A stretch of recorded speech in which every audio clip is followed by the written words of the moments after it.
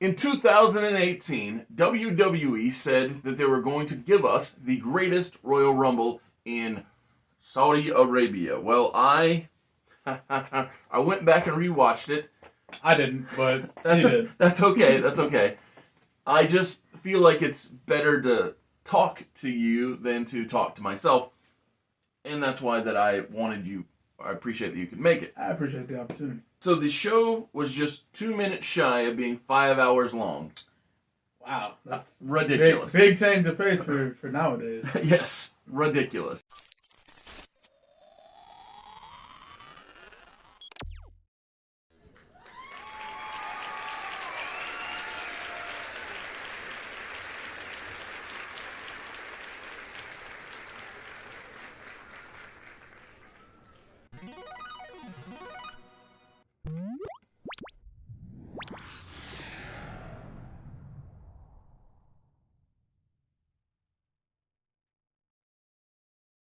The show opened with both the American national anthem and the Saudi Arabian national anthem.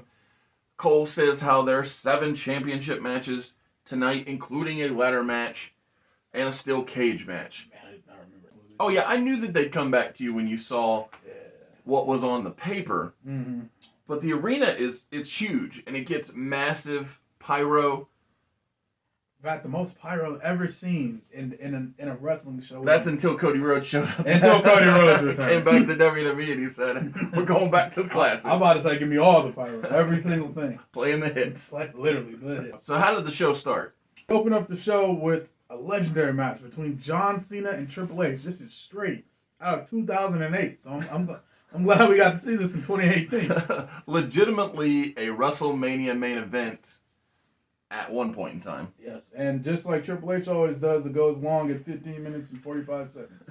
In fact, one of the longest matches on the show, just for me looking. Yeah, it is. One of. Yes. We'll get to the longest later on. That's what they should have called this, the longest Royal Rumble in the history of Oh, wrestling. it stopped that record out. Not even close. I had major flashes of 2K with Byron Saxton, Corey Graves, and Michael Cole on the call. Oh God, I forgot that. Because they have been stuck as the announce team for way too long in Yeah. 2K games. So much so that I'm hoping that 2K26 breaks that pattern. Yeah, the John Cena entrance, I thought it was like a variation on a couple of his WrestleMania entrances. Yeah, it does feel like they smashed a couple together. So a bunch of kids came out dressed as Cena, like how one year a bunch of adults came dressed out as John Cena, and then I think a different year kids were with him because of his Make-A-Wish, Break-A-Record stuff. That was not even that was this year. Or sorry, correction, that was last year. Exactly. The Brock Lesnar. I was gonna say I knew it wasn't right before he got murdered. it was also not during this year with his heel run. Yeah, no. So I'll be real. I think that the match was totally fine. It's like a 3 out of 5 It stars. did the job. I was about to say Triple H still had both quads. Absolutely. Sort of. Like, Hunter did some good moves with the crossface, and John did what John does. But my issue was, I felt like I'm gonna say a majority of the crowd either didn't know what to do or didn't do anything. Which is the worst thing you can do in a wrestling show. Not the strongest opening we've ever seen, especially at a Royal Rumble. Not setting up greatness for this greatest. For the greatest. Well, listen, it's not the greatest matches before the Royal Rumble. It's the greatest Royal Rumble. That's okay. That's a good argument. Post-match, John Cena gets a promo, but my question is, why? Can't answer that. The show is already way too long, and the promo meant nothing. Yeah, I don't even remember. I didn't even remember you had a promo, so I'm glad you had your notes there. Oh my goodness. After John Cena gets his pointless promo, we get a stupid and what I consider very lame Best of Both Worlds musical promo hyping up how from here on out, both Raw and SmackDown will be on all pay-per-views. Up until now, so from 2016 until here in 2018, oh, yeah, right, I forgot about they that. had Raw exclusive and SmackDown exclusive shit. Yeah. I forgot about that. Next match we have, arguably, I remember this being the best match on the show. Unfortunately, the crowd didn't think so. But it was Luke Alexander defending the Cruiserweight Championship against Kalisto. So This match went 10 minutes and 15 seconds. I don't consider it the best match, and I'll explain why when. Like I said, this is my memory, and this was. That's okay. That's okay. I'll explain why when we get there. I mean, Yeah. I could say spoiler, but it doesn't matter. I have heartfelt feelings. I see the young men that are no longer with us actively going. Yeah, I didn't think about. Yeah, we got a couple of those coming up. Dang, yeah. And so I was like, you know, 7-8 years is a long time. It means a lot when you see. But anyway, this is still hit different. This is still a very good match. Like I said, I did not rewatch this show. So. Yeah. Both guys pull out crazy good stuff. Yeah. And like you said, unfortunately, the crowd does not care. Kalisto tries to get the lucha chant going. They could not care less. They said no. And then they said it in Spanish. No. That's good. Alexander, he hits his finish, and it's a good match. Everything's executed well. I'm about to say I'd be shocked if Kalisto and Cedric Alexander had a bad match. So. The dumb Nicholas storyline, where he and Braun Strowman won the tag titles. Oh, I forgot about this. Thankfully, leads to a tag team match I'm quite looking forward to watching, or was quite looking forward to watching. I'm about to say on this rewatch. On the rewatch, yes. Yep, so we got Bray Wyatt and Matt Hardy, which is, who were they? The leaders of the world? The leaders of the world, yes. Defeating the guys that lost to a child and Braun Strowman of the Bar, Cesaro and Sheamus, who I actually thought were an amazing tag team. 100% excellent tag team. How long did this match go? 8 minutes, 50 seconds. 8 minutes, 50 seconds. Yeah, because Vince McMahon loves tag team wrestling. So, Stephen Farrelly is a guy I would totally put in the formerly Blackpool Combat Club, currently the Death Riders, if he ever wanted to be a free man and see what it was like out there in the, greater world, the wild blue yonder, or whatever you want to call it. Yes.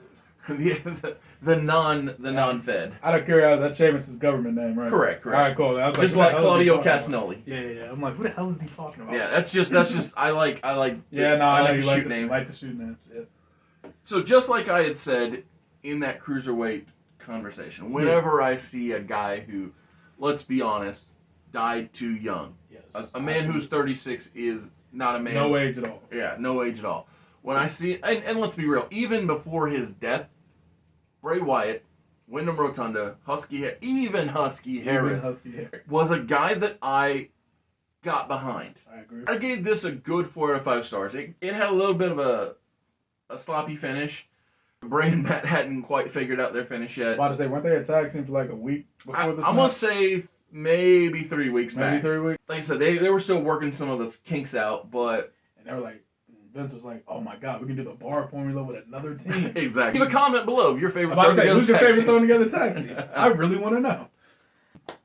Yeah, no, I remember this being like a nice, enjoyable match. If I rewatched it, it would definitely hit different. Seeing Bray move. Every time that Bray is legal, it's like, oh man, if only. How long is the next match? Because I gotta say ahead of time, it's a fail. 1 out of 5 stars. Well, Jeff Hardy versus Jinder Mahal for the United States Championship, and it is 6 minutes and 10 seconds, and boy, this is a tough match to watch. So that was a tough match. This is the match where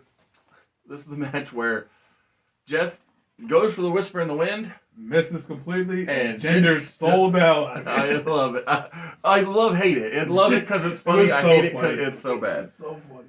Yeah. I feel so bad because everyone craps on Jinder for that, and I'm like, I get it, because if you weren't 100%, because I guarantee, well, nowadays Jeff just nails you with everything because, his body's effed. But back in the day, Jeff used to hit that Whisper in the Wind. You probably didn't even notice he hit you. Sure. So, yeah, I could totally see you bumping on that. But it was so obvious he missed. And then the camera angle made it even more obvious he missed. That's what I always say. I'm like, don't accentuate the bad thing. Hide that from us, please. I'm about to say, production, this is your literal one job. After that fail of a match, we have a not insignificant amount of filler. Byron runs up to hang out with Booker T and Jim Ross. Oh, I forgot about this. Jerry the King Lawler. We do some other blah blah. Jericho and Danielson. I'm gonna say Danielson for the sake of argument. I'm about to say save energy. They both hype themselves as winning the Greatest Royal Rumble. I'm pretty sure it's a prayer break. I'm pretty sure that's what's happening here. Oh, that's right, because they are in Saudi Arabia. Yeah, so I'm pretty sure that's what's going on here. some sort of that intermission type thing. But after the filler, all of the talking and the hyping and the etc. yeah, what comes next? Etc. We have the Bludgeon Brothers, Harper and Rowan, versus the Usos for the SmackDown Tag Team. The other one's for Raw. This is that match that I said overtook all 5 minutes of it. 5 seconds. Well, that's the thing is you don't have to have a long match for it to be a great match. True. Because Jimmy and Jay work so well together, and let's be real, Eric Rowan, Luke Harper, amazing. Absolutely. And these teams have my goodness, these teams have so much history with one another. And add in the New Day, my goodness. Oh, my Lord. But yeah, I gave this a 5 out of 5 stars. I thought it was so great because unlike what Jeff did with Jinder and unlike the confusion or the not quite ready for primetime work of Bray and Matt, all 4 of these guys know how to work with one another. And it was so great. Yeah, that's fair. Before we even got to the next match, I'm about to say they did a very respectful look back at ladder match history. You see WWE did this. Okay. You see Razor and Shawn. You see Edge, Christian. Hardy's basically.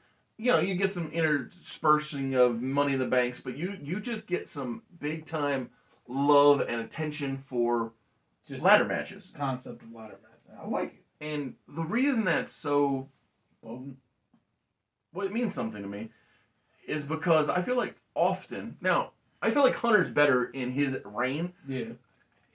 With the pencil, but for years I felt like nothing meant anything to Vince. TLC the pay-per-view because we're in the winter. Yeah, I'm about to say it's cold outside. Let's put somebody through a table. Yeah, exactly. Hell in a Cell just because it's October. Yep. But here it put the match itself in a place of prominence. Yeah. And I like that a lot. Not mad at it. Who are the participants in this here Intercontinental ladder match? So this is the 3rd longest match of the night, going at 15 minutes 5 seconds, and it features Seth Rollins, the current Intercontinental Champion. This is The Miz, Finn Balor, so rematch of Mania, plus Samoa Joe. You can never, in my opinion, ever go wrong with putting Samoa Joe in a championship match. I agree. So you talk about the WrestleMania ingredients, and then you just put that cherry on top of Samoa Joe. He's like, man, this is already a good. Actually, it was one of the better WrestleMania openers, if I remember. Of the modern era, especially. Yeah. My goodness. And then you said, let's just throw in Samoa Joe just to make it great. Why not? So I actually gave this match better than great. I gave it a 6 out of 5 star grade. I really enjoyed this match because what it did was it highlighted selling. So many guys were just getting murdered, especially by Joe. My goodness. I'm about to say, it's kind of what Joe would do in a ladder match, so it makes sense. But here's the thing: even when Joe isn't on offense, there are so many moments where, like the finish, especially. Yeah. I love the finish where Rollins jumps onto the ladder from out of frame to take the title down. Oh, it's so good. But brilliant. Balor was so good throughout of being explosive and hitting his double stomp. Yeah, this is when Finn Balor was still a star. Yes. And they hadn't quite yet given up on him. I'm about to say, it was like, oh my God, get rid of the music, get rid of the aura, no more demon. We got to shut all that down. Yes. Oh, man. After the match, we get more ads because it seems like all we can do is advertise the progressive city of Jeddah. Riyadh, Saudi Arabia? Oh, sorry, they're in Jeddah. Right? Yeah, well, all of them. They're all nice and progressive and amazing. Yeah, beautiful. Everything's great. That's why there's all these women on the... Oh, wait a minute. So after we hype up Saudi Arabia, we see that they did a quick little boot camp, I'll call it.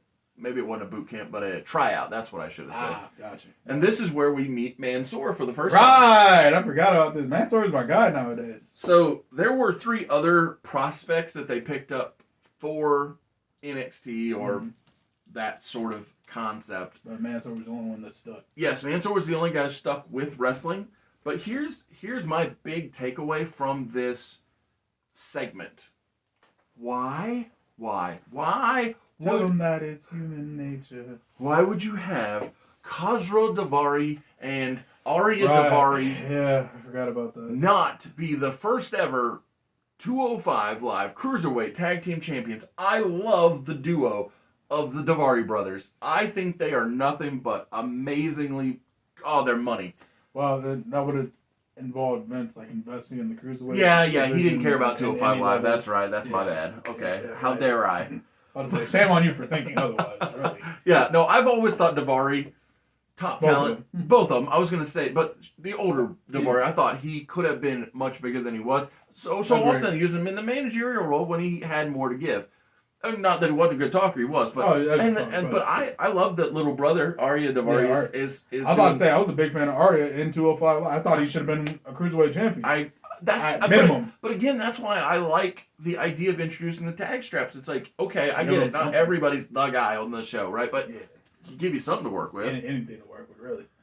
I'm about to say there wasn't a lot of the cruiserweight division was very, very good. 'Cause I remember regularly watching 205 Live all the way up until Enzo won the belt from Pop. Buddy Murphy, dude. Yeah. Buddy Murphy. What a reign. Oh my I still say that guy can be a top guy. Yeah. You're never going to guess what happens after this. No, yeah, I mean, probably not. More ads!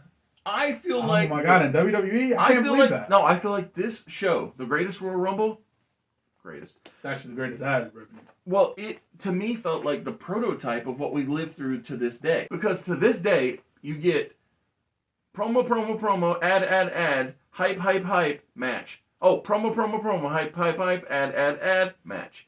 And then it's like nothing but hyping, promo, ad, Cricket Wireless, and all this. That's what all WWE pay-per-views are this day and age. Nowadays, yeah. And so that's why I wait until the next day to watch WWE. That's much smarter. So the next thing they advertise is something to wrestle with Bruce Pritchard on the WWE Network. Oh yeah, he still had that podcast. And it just made me nostalgic for the WWE Network. I miss it. Oh my God, the WWE Network. That thing was so useful. Oh my goodness. I ain't gonna lie, I prefer for you to talk about this other than this match because it's AJ versus Shinsuke Nakamura at the WWE Championship match. So this whole feud was wrapped around AJ's balls. I was gonna say the family jewels. And the match itself it's a 2 out of 5. It's passable. But the problem is they should have never turned Nakamura heel. That's a bad decision. They should have just let these two guys go out there and execute both at WrestleMania and here if they needed to elongate. Can you believe that Shinsuke Nakamura still hasn't been the top guy in WWE? Now I can, yeah. Well, I'm just saying, this many years later? Yeah, exactly. They never let him be Shinsuke Nakamura. It was always Shin. Yeah, some watered down halfway. Not even half. Yeah, quarter. Exactly. Yeah, that's a good point. Maybe even maybe less than a quarter. But this match went 14 minutes. Oh my! I know. Just move on. It's not worth it. Yeah, this ain't much better. It's Undertaker versus Rusev in a casket match with Aiden English. So this was deep in the Rusev day. Rusev day. So you know we had to bury him because he was too over. This minute, 9 minutes and 40 seconds. That's exactly what Vince McMahon said. He said, the crowd's behind this, put it in the casket. Hey, bro, we gotta kill it. Oh my God. Put it in the ground. So this another Zack Ryder in 20? I thought we got rid of this guy. Yeah, exactly. So this is a fail. That's the problem. Like, The Undertaker at this time should not be going over a guy who is that has the crowd this much behind him. So it's just sad. That's the thing. It's sad. Yeah, speaking of sad, here's a Brock Lesnar match. Well, even worse. There's a Brock Lesnar versus Roman Reigns match. It's also worse than that because the end of the match... Sorry, this is a cage match just for preference. Go ahead, Alex. Yeah, at the end of this cage match, they mess up and the wrong man's feet touch, but who cares? We're going to pretend it didn't happen. Exactly, yeah, just wipe it away. And this is one of the many reasons people hated the Universal title. This belt encapsulates everything that was bad in the 2017, 2018, 2019. Like, its nothing good happened. Yeah, its existence was kind of just the catalyst of being like, it's wrong. But wrong. Everything's wrong. But again, I give it a fail. It's not good. It's not the greatest, I'll tell you that. Boy, but you know what is the greatest? This Royal Rumble. Well, psych. In length, it is certainly. I'm about to say it's great about something. I'm about to say I kind of wish you had the stats of every Royal Rumble. I just want to see how long every Rumble before and after this one went. I just want a comparison because this match went an hour and 17 minutes and 20 seconds. Yes, sir. Jesus. So here's the funny thing. I'm gonna. The first Royal Rumble could never. Literally, there was only 20 guys. Thank you for being here at Mr. Super Oz.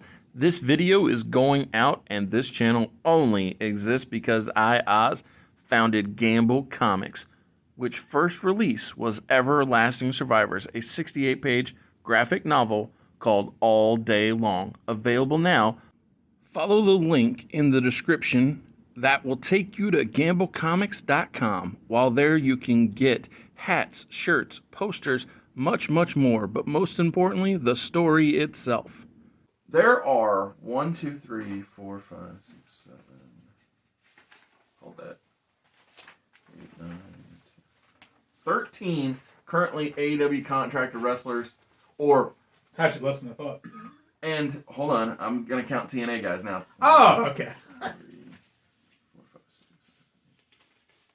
7. Okay, so there are only 9 TNA wrestlers, but if you combine the TNA and the AEW active roster members The in this borderline match, make up half. it's half the match. So we Take out the guys who were never showed up again. It's funny, we open with an AEW contracted wrestler or contracted talent in Bryan Danielson I retired, gotcha. and a contracted TNA wrestler, Nick Nemeth, both going by different names. But I mean, that's a great 1 and 2. I'll be honest with That's you. an excellent 1 and 2. I forgot about that. And then number 3 is Hunico playing the role of Sin Cara. Ah, classic.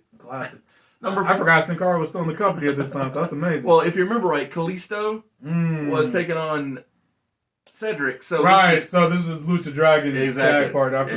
Exactly. This is I actually like the Lucha Dragons, just quick offshoot. absolutely. So Thought this that was is the same. this is like the end of Lucha Dragons, not quite Lucha House Party era. So we're right on the cusp. Yes. Got it. So the Sin Cara's about to get fired. All right, got it. Correct. So number 4 is Joe Henning. Really? Yeah, Curtis Axel. Oh, he got fired already. All right, cool. Number 5 is Mark Henry. 6 Okay, legend. Nice. is Mike Kanellis. Number Still in the company? yes. Oh my. Number Lord. 7 is not Yokozuna. Wait, he wasn't Yokozuna? Not Yokozuna. Are you kidding me? But Who was this man? but the Crown Prince wanted Yokozuna for the show. desperately. And So he got Hiroki Sumi. woo! Number 8. Never seen again after that. Correct. Number 8. Come on. If there's any man who's ever going to win a Royal Rumble match that isn't going to main event WrestleMania, it's Rick Victor of the Ascension. Yes. That's who I was waiting. Number 9. Not to Kofi mention- Kingston. First of all, Kofi's my boy, legend, but I'll get back to him in a Yes. second. But Rick Victor, right? So is this after they already like completely buried the Ascension? Oh yeah. Okay, so we're like deep in they don't matter. Yes, they definitely don't matter. Man, Crying Shank is the Ascension. I feel like could have been a great. I agree. Tag They team. were excellent in NXT. They're phenomenal in NXT. Sometimes I still watch those matches. It's so Like good. they still hold up. Yes, they do. They had actual aura. And Kofi's just one of the best to ever do it. Or done. Yes. That's my opinion. I love Kofi Kingston. I thought Kofi Mania, the moment was great. The execution, not great. I'm about to say, everything leading up to it, once we got to Mania, it was awesome. And then it went right downhill. You know what? I'm going to ask a favor of you. Mm. Would you mind, Yes. over the next month or 2, planning out your version of Kofi Mania? Hell yeah. So, nothing changes. Nothing changes till after Mania. Yes, so it's the SmackDown after until, and you may disagree with me, but I want you to book from the SmackDown after WrestleMania on USA Network. That's what I want you to figure out. I can make that happen. Sweet. Does he still have to lose the Brock? Actually, I think it makes more sense if Cain Velasquez is the reason that Brock eats a Trouble in Paradise and loses. I'm all for that. I can definitely make that work. I mean, that's just my personal preference. Listen, as long as I don't have to put the strap on Brock, I'm cool. Yeah. Like, I would have been willing to, Because but... well, I mean, again, it's butterfly effect, so you do whatever you want. But I mean, to me, it makes sense. That's right, butterfly effect. Yeah. I could literally do whatever. Yeah, it's literally your Say less, imagination. I got it. But yeah, I just feel like it made sense. It would have made sense to me that okay, you want to do Cain Velasquez versus Brock Lesnar? Well, have Cain be the distraction, the reason Kofi retains. Easy peasy, and then you can still do the match. Beautiful. So after Kofi is one of the premier athletes. That's Tony Nese. Oh, yeah. Then we get Dash Wilder. Which is Cash? Yes, Dash is Cash. All right. So Scott is Axe. Correct. So Number 12, Hornswoggle. Hate that. Of course, yeah. Then we get No, you gotta have your legends come out. Yeah. so then we get Primo, who I actually thought had more to give than he. Cologne? Yeah, Primo Cologne. Okay. I thought he had more to give than the WWE ever allowed, but that's okay. We're past that point. Same with Xavier Woods. That's another guy I think. I'm amazed. I think this is the first Rumble Woods has ever been in at this point in time, which is sad. Bo Dallas, another guy I think is an all-timer who Agreed. doesn't get the proper respect. But Never. you talk about one of the greatest of all time. That's number Who we got? 16, Kurt Angle. Ah, that's a legend right there. 17 is Scott Dawson. There he is. Dax the Axe. Then 18, Goldust. 19 is Connor of the Ascension. There it is. I was wondering where he come in. 20 is I'm sure Victor was already eliminated by the time he got probably. So 20 is Elias. Oh, okay. Yeah, that makes sense. 21, Luke Gallows. 22, Rhino. 23, Drew Gulak. 24, another guy that I personally believe had more to give than he got, Tucker Knight. Levi Cooper in real life. Yeah, Big Tucky.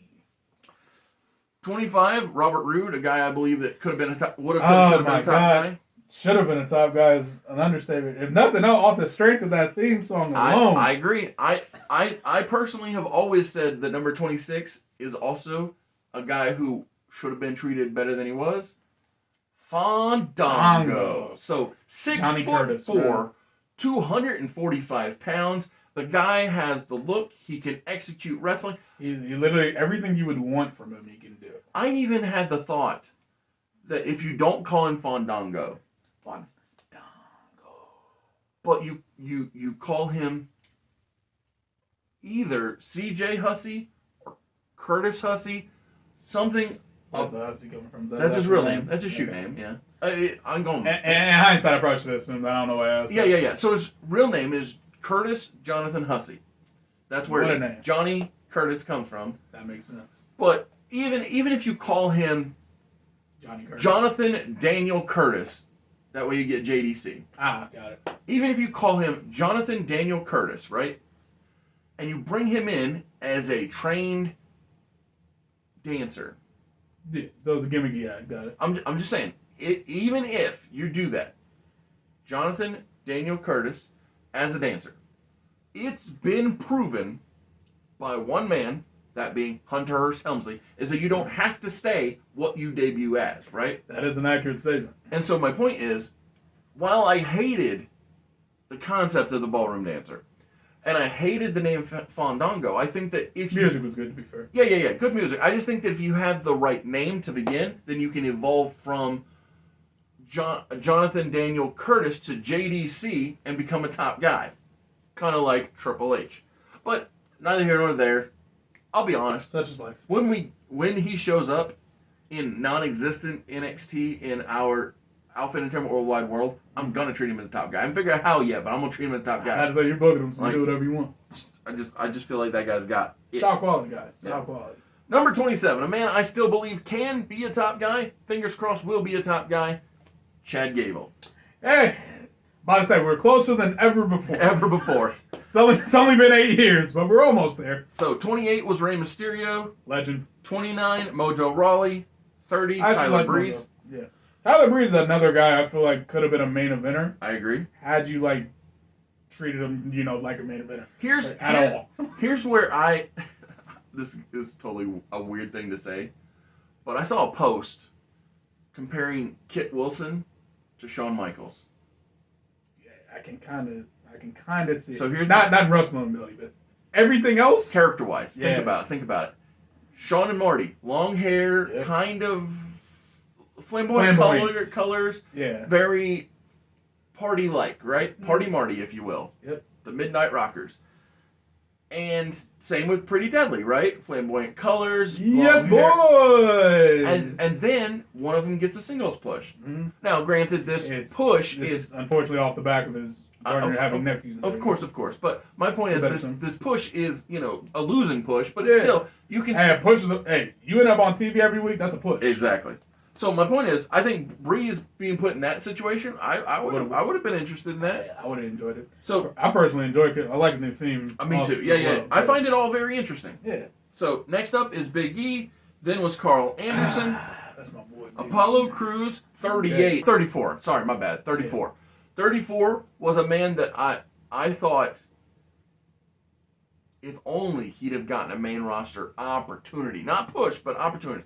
You put Roderick Strong in a wrestling ring with that light, the red light on, that guy does it. Well, what do you mean? He did get a main roster opportunity in AEW. Oh, yeah, you know what I mean. Yeah. So 35, Randy Orton. 36, Heath Slater. 37, Is it the one? Babatunde. Ah, boy. God, this guy's... So 38, Baron Corbin. Nice. 39, Titus O'Neil. Titus World Slide? Yes, sir. Oh, man. Okay, just a second of it. So, I remember watching this live, and the camera angle at the time, so I was watching, I was sitting with someone, so I turned to look at him. When I turned back, Titus was gone, and Corey Graves was dying. It wasn't until I saw the replay, and then I actually had to pause the stream and laugh. Once I was done laughing, I was like, okay. All right, let me make sure Titus is alive. Then he gets up, and I'm like, all right, cool, he's alive. Yeah. But that was to this day probably one of the funniest things I've ever seen. Ridiculous. So 40 is Dan Matha. Remind me who the hell this is? Big, bald. You look like Nathan Jones. Oh, okay, got it. So nobody. 41, Braun Strowman. Yeah, the official winner. 42, Ty Dillinger. 43. You didn't come in at 10? I'm shook. 43, Kurt Hawkins. Yeah. 44. How do you mess this guy up?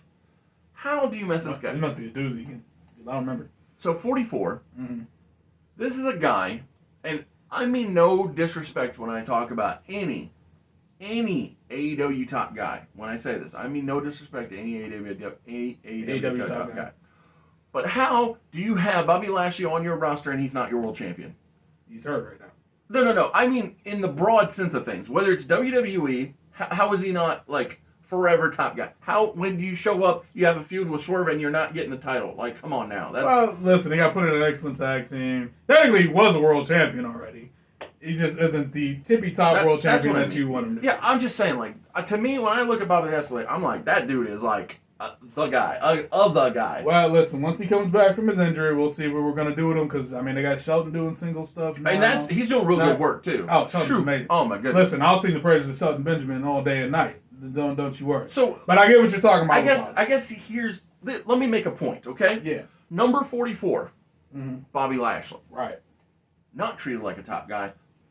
A lot, right? Yeah. Number 45. Yeah. Number 45, the Great Khali. Oh, yeah. Multiple time top guy in WWE. Wait, he's won it more than once? I'm pretty sure he won it twice. Did he win it twice? Pretty sure he won it twice. I don't remember the second. I remember the first reign very well. I thought it was so bad they were like, we're done. I'm pretty sure he won it twice. You might be right. I might not be misremembering. Regardless, my point is they treated him like a top guy more than they should have. Yeah. Listen, in the defense, so when Bobby Lashley's first run in WWE was happening, he was very young, very green. Technically, he was treated like a top guy. He also wasn't ready yet. Nowhere near ready. That's why he was ECW champion. We figured that out when he had that match with John Cena. Good Lord, I forgot about that. It wasn't the match's fault. It's just that he didn't have that same he didn't charisma. have, not in the slightest. Like, he figured it all out in TNA, in my opinion. That's exactly what I was about to say. Wasn't treated like a top guy in WWE, but left, went to TNA, became the guy. Like, he was held all the champions in TNA. Came back, still wasn't treated like a top guy for actually too long, 3-4 years. Yes. And then I think 2019 he won the WWE Championship. Was it 2019 or was it 2020? I know he had it. I think 2020 was the second time he had it. Maybe, yeah. Because he won it off the Miz in 2020. I remember that one, but I thought he had one reign before that. Maybe. Don't remember. Doesn't matter. Oz will be able to show you if that's the case. But point being, from that point on, he's the top guy until he quits or gets fired, whatever one. I can't remember. I think his contract came up. Contract went up? I think that was it. Yeah, that's right. I remember because MVP said don't resign. Yeah. And now he's in AEW where he's, at this time of recording, undefeated, former tag team champion, so he's already got the tag team stuff out the way. And granted, I'm not going to pre-book it. I guess my argument is this, right? He's not getting any younger. I'm about to say, is he 50 yet? I think so. But close. It's something of that nature. Yeah. He's not getting any younger. And MJF has already been champion. And so, like, that's just my argument. Is like, and Page was already champion. I didn't think Mox needed as long of a reign as he had. Yada yada yada. I will still argue that the Mox reign worked perfectly. It's the only way to get heat in today's current. I'm not mad at it. I'm just saying, like, if you would have given Bobby Lashley, you know, we'll say 90 days, 3 months. 3 months. 3 months with the title before Mox gets his run. Yeah, it's 3 months shorter, but I'm just saying, I'm for that. Did Mox already have the belt already? Let me just move on. Swerve had the title when they came in. Swerve won it from what? Hold up. I thought Swerve lost the belt. Oh, they were his first feud after losing the title. Okay, that's what it was. Yeah. All right, that's what I was confused with. Yeah. All right, my bad. Move on. Yeah. Next up is another guy I could rant about for hours about how he's not been treated as well as he should have, but I'm going to not do that because I just did it for way too long with Bobby Lashley. But that's Kevin Owens, who's only ever had the fruit roll-up title. Oh, my God. And it was ended by Goldberg of all people. Exactly. Yeah, no, and it would have never happened had Balor not gotten injured. Oh, my Lord. So true. 47, Shane McMahon. God, I forgot. 48, Shelton Benjamin. There it is. Yeah. There we go. We're getting up there. 49. Come on. Big Cass. Sure. Yeah, I like Big Cass. I like W. Morrison. I'm about to say W. Morrison. And number 50, the 50th entrant, the only ever 50th entrant in the Royal Rumble, and the man who I believe will return in Riyadh for the Royal Rumble. Oh, okay. Chris Jericho. Yeah, I forgot about that. Yeah. I was like, who was it? So, to me, the major highlight of the show, or not. Was Titus sliding under the ring. I agree. Well, I was going to... not the show, but the match. Yeah, I knew what you meant. The big highlight to me of the match was Strong and Danielson laying it into each other. Oh, it was so beautiful. I remember Danielson's chest after. Exactly. Like I said, there were a few other, there were ha-ha spots, there were good spots, there were like scratch your head spots. It was a Rumble. It was definitely not the greatest Rumble. No. But it certainly wasn't the worst Rumble. Because honestly, it was a very middle Rumble. Exactly. I'm with you there. Dead center. It is a fine 3 out of 5 stars Royal Rumble match. Yeah. Oh, sorry. I guess we probably didn't mention Braun Strowman won and got a green Saudi championship. Yeah. I'll be honest. I kind of don't hate it. I don't hate it. I think it was very.